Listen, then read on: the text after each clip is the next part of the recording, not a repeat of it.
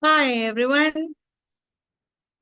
Welcome to all the UPHESC aspirants in the state of Uttar Pradesh. Many of you are preparing for this assistant professor exam. And we have a course at Vallath for UPHESC. A lot of people are preparing.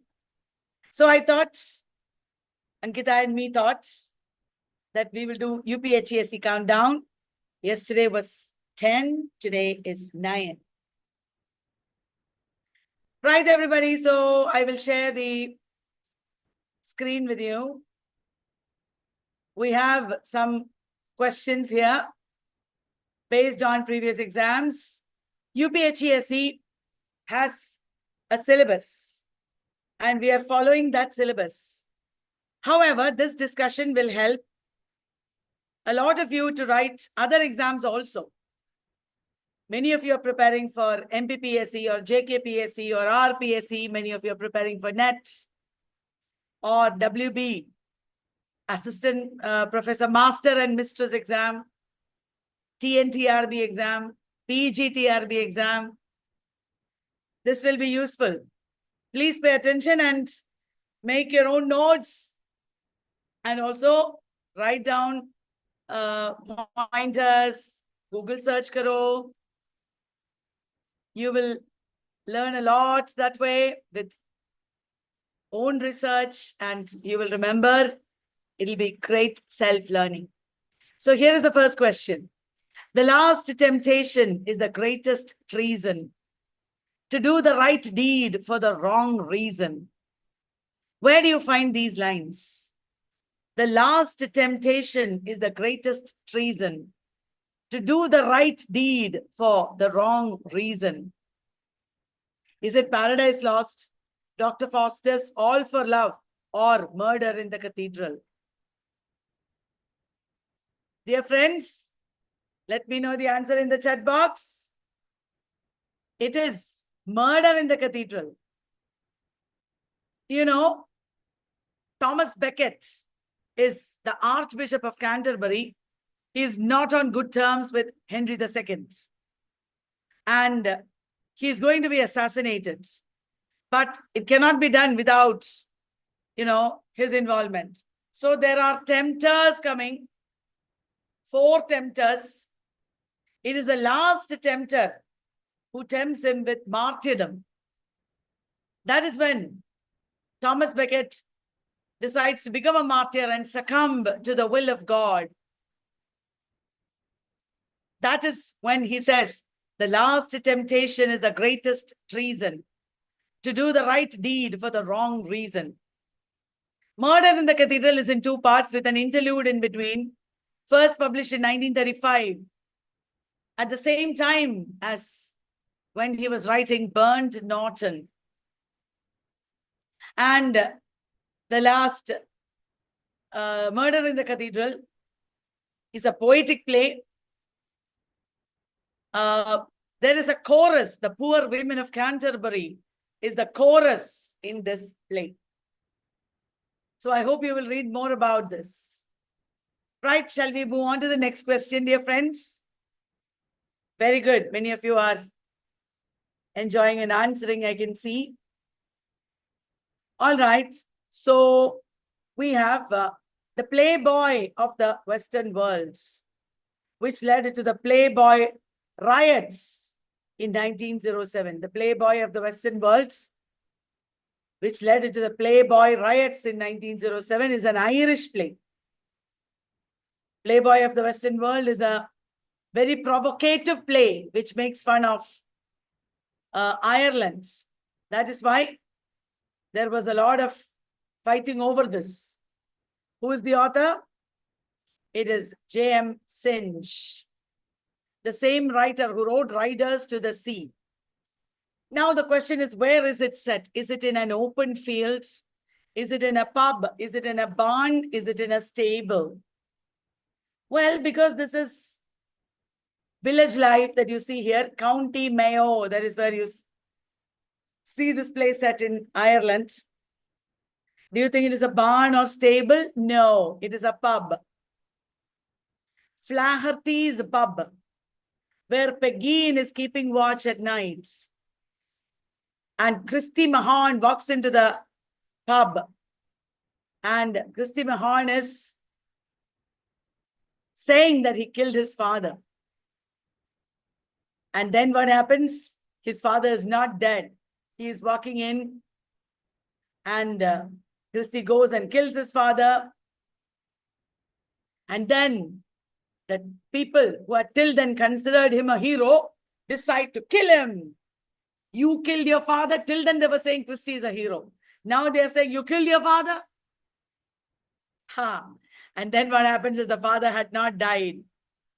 The father again walks in, crawls in rather. And what happens? Christy and father leave to roam the world. They leave. And Pegeen says, there goes the playboy of my Western world. That means, you know, he's a master of his own identity. He tells his own story. He is not succumbing to anybody. That is the meaning of playboy of the Western world here. Now, this is a play that criticizes Irish culture by J.M. Cinch. Prescribed for UPHESC. Today is UPHESC countdown. George Bernard Shaw wrote the play Candida. And what did he discuss in this play? Is it the theme of fallen women? Or is it the theme of eugenics? What do you mean by eugenics? Eugenics means, you know, designing your progeny.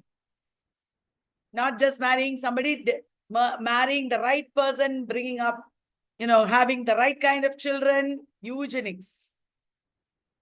Is it discussing the theme of Victorian class system or women's social roles and labor? The answer is, many of you are saying D answer, it is women's social roles and labor. Candida is coming home from somewhere and Eugene Marchbanks is with her. Eugene Marchbanks goes and tells Candida's husband, James Morrill, that he loves Candida.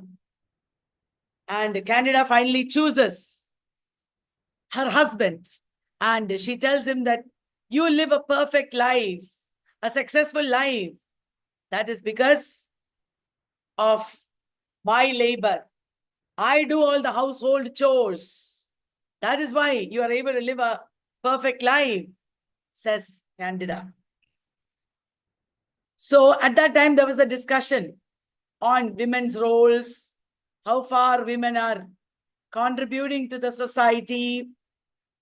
This is very important. Now, there is a foundational workshop for research. We will talk about all the basics for research here.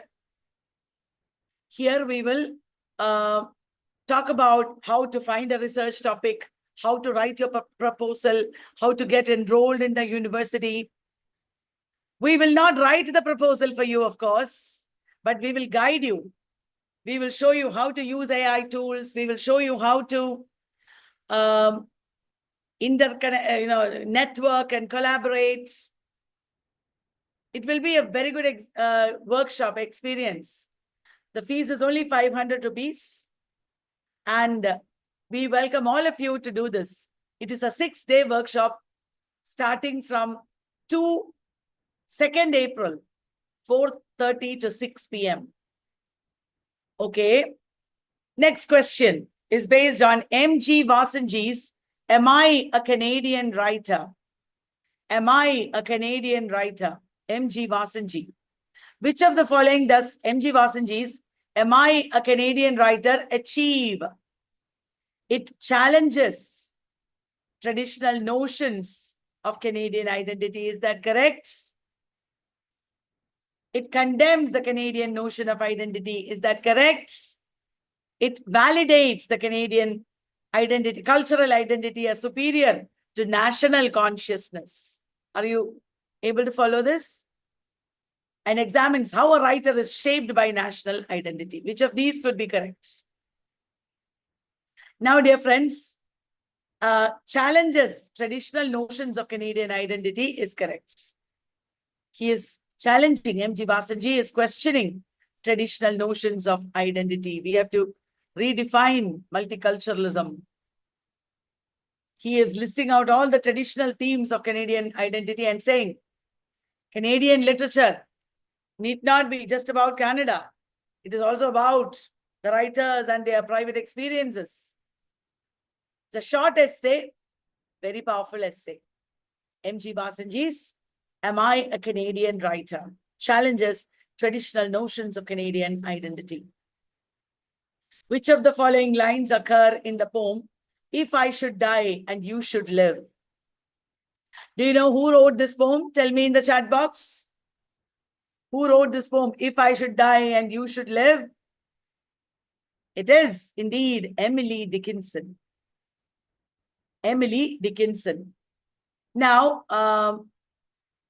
dear friends, it is sweet to know that stocks will stand when we with daisies lie. Where is it from? It is from this poem only. If I should die and you should live. To comprehend the nectar requires sorest need. Where is it from? To comprehend the nectar requires sorest need. That is from Success is Counted Sweetest. Success is counted sweetest.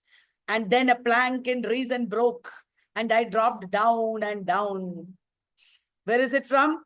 It is from I heard a funeral in my brain. Since then, 'tis centuries, and yet feels shorter than the day. Where is it from? Since then, it is centuries. That is from because I could not stop for death, he kindly stopped for me. Because I could not stop for death, he kindly stopped for me. That is also called the Chariot. The Chariot. All right. Which of the following is not a theme in the essay, Civil Disobedience? Have you read Civil Disobedience? Who is the author? Civil Disobedience is an essay that inspired Mahatma Gandhi. And it is by the author, Henry David Thoreau. Henry David Thoreau. Now, what is the theme here? Which is not a theme here? Individuals should prioritize their conscience over law. What is important is the individual's conscience, not law. Yes, that is a theme. That is a theme. A is correct. B, passive submission to government authority enables injustice. Passive submission to government authority. Government is saying, pay taxes, do this, do that, and you are passively submitting. You are passively doing it. That enables injustice. You should not pay tax. You know, Civil Disobedience was written by Thoreau when he was imprisoned for refusing to pay a tax. Why did he refuse to pay a tax? Because he did not want to support a government that supports slavery. He did not want to support a government that supports slavery. Then everyone should have a simple life, for then they would have nothing to lose. Well, Thoreau does not say that. Thoreau lives a simple life, but he does not say everyone should have a simple life. Thoreau went and lived near Walden Pond, and he lived a simple life. He said, living like that is good because then you have nothing to lose. Then last is abolitionists should withdraw support of the government. Yes, he said that. That's correct. So, you got the themes of civil disobedience by Henry David Thoreau. Jaya, in That Long Silence. Do you remember That Long Silence? 1989 novel. It won Sahitya Academy Award. Shashi Deshpande. Jaya is an editor, a columnist, a supervisor at a hotel, or a receptionist. Jaya, in That Long Silence. Would you like to tell me? What is the answer? Jaya, in That Long Silence. Yes, dear friends. Jaya is a columnist. Jaya is a columnist. That's excellent. Now, she's married to Mohan. They are living in a small, dingy flat. And Mohan has been acquitted of, he has been accused of some scam, professional scam, isn't it? And he is losing his job also. So, next question. Anitesh, Sunanda, Menka, Ashita, Kaushik, Raj, Anjan, everybody tell me the answer. Who of the following was of the opinion, if nahi of? Who of the following was of the opinion that good currency will never lose, good literature will never lose its currency? Which is the answer? Is it Dr. Johnson who said this? Good literature will never lose its currency. Is it Emerson who said this? Is it F.R. Lewis who said this? Or is it Matthew Arnold who said this? It is Matthew Arnold who said this. Hi, Shravani. Matthew Arnold's study of poetry ends like this. At the end of study of poetry, Matthew Arnold says, good literature will never lose its currency. The study of poetry, remember, first published in 1865, then published in 1888.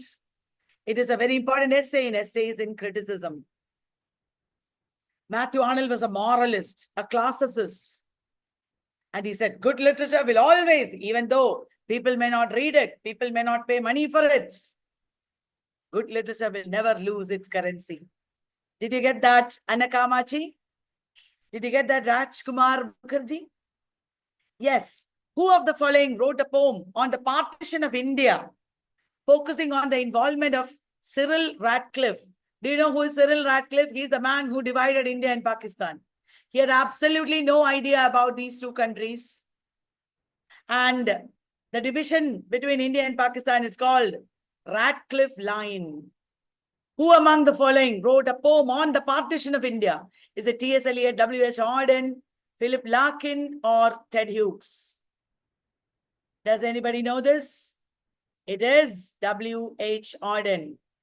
W.H. Auden wrote the book Partition. Sorry, poetry. It is a poem, Partition. And it talks about Cyril Radcliffe, who had absolutely no idea about India or Pakistan. He came and arbitrarily divided the two countries, creating lots of problems. Thousands of people died. And he left immediately after that and never returned ever again. Cyril Radcliffe. Now you should remember. Guys, are you enjoying this? Will you like the video if you're enjoying this, guys? And also share it as your status. Let everybody come and join us. I would love. The more the merrier. Right, dear friends, next question. Dennis Brutus, a very major South African writer, Dennis Brutus. He was an anti-apartheid activist. Dennis Brutus was imprisoned. He was shot at, I think. Dennis Brutus wrote a poem called A Common Hate Enriched Our Love and Us. You know, their hatred enriched us. The post-colonial people are saying that a common hate enriched us because the white people hated us. We are so much enriched. We have become united. That is the title. Do you think the poem ends with hope, despair, fear, or trauma? Look at the titles, Ramani. A common hatred enriched us. Is it hope, despair, fear, or trauma? It is right, Ashita. It is hope. Dennis Brutus's poem, A Common Hate Enriched Us, enriched our love and us, is about hope. Okay, just look at the title sometimes and guess karo. Koi nahi, theek ho jayega. Dear friends, there was a lot of discussion today in our felicitation group because some people are still saying that NET is not needed. For non-professional courses like English literature, NET is needed. The UGC chairman, Jagdish sir, has said that NET is needed. And also, immediately after passing NET, you may not get a great job. Immediately after, you may not get. But that's okay. You may, remember, this is a very big country. There are too many people who have cleared NET already. but there are jobs. First and foremost, you should hone your skills. You should speak excellently well. You should be a master of communication.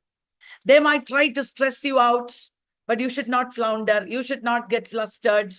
You should remain calm. You should remain confident. You should remain positive. It doesn't matter if you don't know everything. They might ask you questions that you may not know, but that doesn't matter. You should be calm and confident and show what you know without getting nervous like a child, without getting emotional and fighting with the examiner and arguing with him. No, no, no, no, no, no. Not like that. And even if it is a small job, take it. You get experience. Sitting there, you grow, and then you apply for a bigger job. Do not think I will not go and do a small job. Because we need to grow. Passing NET alone is not taking us anywhere very far. That is a very big step, but that is not the only step. You know what, guys? India is changing. India is changing and moving more towards quality, more towards learning by doing. UGC also is offering lots of internships. UGC is welcoming people who have done a lot of creative things in their life. You should not think I will do only a linear job, linear career. I will pass this exam, then do that job and do nothing else and sit there for the rest of my life. Not like that. Do a lot of different things. Show that you're versatile. Show that you are a learner, an active learner. Show that you're open-minded. You should do a lot of great things. You should learn from your experiences because that kind of a CV is going to be invaluable. Very soon, big private universities, not only these, from foreign countries, they will come. You know, there will be more and more opportunities. By then, you should be ready. Your personality should be correct. You should get lots of practice. That is extremely important. Even in doing research or appearing for a research interview, it is okay if you don't know everything. But what you know, you should thoroughly know. You should be ready to learn. That attitude of learning, of growth and confidence will take you forward. Otherwise, it will always take you backward. So please be careful. Have the right attitude. Be happy about learning more and more. Even if it is for a short time, if you do some small jobs, it's okay. When you go for the bigger interview, they will say, why did you do the small job? Say that no job is small. I wanted to learn from everything. I did not want to waste time sitting at home. So I took up the first job that came my way, and I did have a lot of learning from that job. I'm happy I did this. Like that, you should positively answer. All right, dear friends, hope. Have hope. UGC NET is not useless. UGC NET is the highest qualification for a postgraduate. By passing NET, by getting JRF, you show that you have that skill. If you have passed with PhD only, don't be upset about it. Start working for your PhD. PhD is also not happening one fine morning. As soon as you pass, you may not be able to enroll for PhD because you have to read and understand and learn for months. That is also PhD. Enrollment is not PhD. Learning is PhD. Doing reading is PhD. So start reading. Try to find a supervisor. It doesn't matter if it takes a little time because you are growing, because you are learning. That growth mentality will ultimately pay off because the country is moving towards that. In a crowd, you should stand out because of your attitude, your quality, your humility, your growth mindset. Okay, going on to the next question. Oh, this is not a question. We have a foundational research workshop coming up from April 2nd. 6 days of interactions, discussions. It is not the ultimate workshop. This is the beginning where we will talk about a lot of basic issues. I'm sure you will get a lot of ideas. We will talk about the subject also. We will talk about interdisciplinary subject. And after this, there will be a next level where we will go deeper into the topics. So this is only 500 rupees. It'll be great if you join us. It will really open doors for you. Now look at this. This is a question from linguistics. Morphology. The words governor, government, governable, misgoverned. These are all examples of dash. Is it back formation, inflection? Yo, I have written infection. Sorry, I meant inflection, derivation, or blending.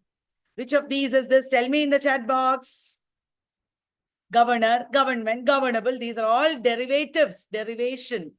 Inflection means the whole world is changing. Governed becomes governing. That is inflection, right? So this is an example for derivation. Who of the following is a socio-linguistic theorist known for his work on language variation and change? Dear friends, this is about socio-linguistics. Who is the father of socio-linguistics? He worked on language variation and change. He did experimental studies at Martha's Vineyard near New York. Who is the man? Is it William Labov, Jacob Cantor, B.F. Skinner, or Edward Thorndike? It is William Labov. William Labov wrote the book Language Change. He is the father of socio-linguistics. B.F. Skinner is a behaviorist. Jacob Cantor is a psycholinguist. William Labov is the answer. William Labov. All right. He wrote Language Change. Now, Mahatma Gandhi's Hind Swaraj was written while Gandhi was dash, traveling from London to South Africa, in prison, working as a lawyer in South Africa, in London. Do you know the answer? Mahatma Gandhi's Hind Swaraj. When was it written? When Gandhi was ABCD. When Gandhi was traveling from London to South Africa. Hind Swaraj was originally written in Gujarati. Hind Swaraj, or home rule, Indian home rule. Right. Okay, it was when he was traveling from London to South Africa. Don't worry, if you don't know now, that's fine. We are not people who know everything. I am also learning, you are also learning, no problem. Which of these plays employs expressionism? The Glass Menagerie, The Birthday Party, Roots, The Hairy Ape. The Glass Menagerie is a memory play. Birthday Party is comedy of menace. Okay. Roots. What is Roots? Roots is a kitchen sink drama. The Hairy Ape is an expressionist play. The Hairy Ape by Eugene O'Neill is the answer. Glass Menagerie by Tennessee Williams is a memory play. Birthday Party is comedy of menace. It is by Harold Pinter. Roots is by Arnold Wesker.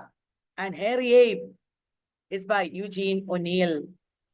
Passage, O Soul, to India. Eclaircise the myths Asiatic, the primitive fables. Do you know where is this from? From Walt Whitman's Passage to India. What is the meaning of eclaircise? They are checking. Such questions will check whether you have read the poem, studied the poem.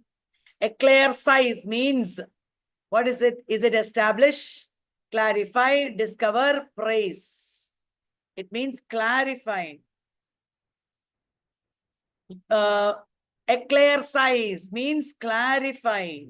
Clarify the myths Asiatic. What is Walt Whitman saying here? Walt Whitman is praising technological inventions. He is praising the architectural monuments, marvels, engineering marvels. He's praising the Suez Canal. Then he's praising the transatlantic underwater cable. Under the water in the sea, transatlantic cable. And also the transcontinental railroad. Across America, there was a railroad. All these three things are being praised in Passage to India. Passage to India praises, once again, Suez Canal, the building of Suez Canal, transcontinental railroad, and transatlantic underwater cable. Passage to India is by Walt Whitman. A Passage to India is by E.M. Foster. Now, the primary goal of Rasa. What is the primary goal of Rasa? Is it entertainment, instruction, transport, or morality? Like Longinus would say in Sublimity, Longinus says the same thing. The primary goal of Rasa is transport. That means transporting the reader, the Sahridaya, to another level. Rasa is transporting you to another level. Am I confusing you? Is it clear? Am I helping you? If you go wrong, it is fine. I am deliberately putting some tough questions so that we can explain and learn together. Okay? I am not a person who knows everything. We are learning together. Don't feel worried about anything. Just be happy learning. Now, who developed the concept of semantic triangle? You know, when meaning is created, there is a semantic triangle. It comprises symbol, thought, and referent. Reference, nahi, that is wrong. Sorry, it is a typo. When I typed, it became reference. Symbol, thought, and referent. That is, Cleanth Brooks. Again, spelling mistake. Sorry, guys. This is autocorrect. Cleanth Brooks. Or J.C. Ransom. Or I.A. Richards or Roman Jakobson. Who is the propounder of semantic triangle? It is I.A. Richards. I.A. Richards talked about semantic triangle in the book, The Meaning of Meaning. I.A. Richards wrote The Meaning of Meaning along with whom? C.K. Ogden. I.A. Richards and C.K. Ogden wrote The Meaning of Meaning. Will you remember that? I.A. Richards and C.K. Ogden wrote The Meaning of Meaning. Foundational research workshop is going to happen. You can search for Vallath Foundational Research Workshop, or after the session, I will post this in the description of this video. This is going to be very helpful for all of you. So with that, we come to the end of this discussion. Did you like the questions, everybody? Was it useful? I will come and meet you like this again occasionally. I hope you're all studying more and more. As I told you, we should all have a very humble, a very productive, positive growth mindset. We should never feel like I have achieved a lot of things. We have only started learning. As professionals, we should have a lifelong learning. We should have lifetime of learning. It is not easy. Learning more and more will give you more opportunities. India is changing. Don't be impatient. There will be lots of opportunities coming, because that is why government is getting ready. Quality is being enhanced. And when there are foreign universities and more opportunities coming, then it will give you a greater career. Don't give up. Don't be lazy. Don't be disheartened. Don't be pessimistic. Be optimistic. NET is important because NET shows that you have achieved the greatest position that a postgraduate can achieve in India. NET and JRF. If you have got only PhD eligibility, don't give up. If you study a little more, you will get NET. Right? So, because we have already prepared English literature, we have studied English literature for so many years of our life. This is where you should remain. Don't go searching for other jobs and other things, because then you will be neither here, you will be the best, neither here nor there. Wherever you are, you should be the best. You should be the experts. So hone your skills.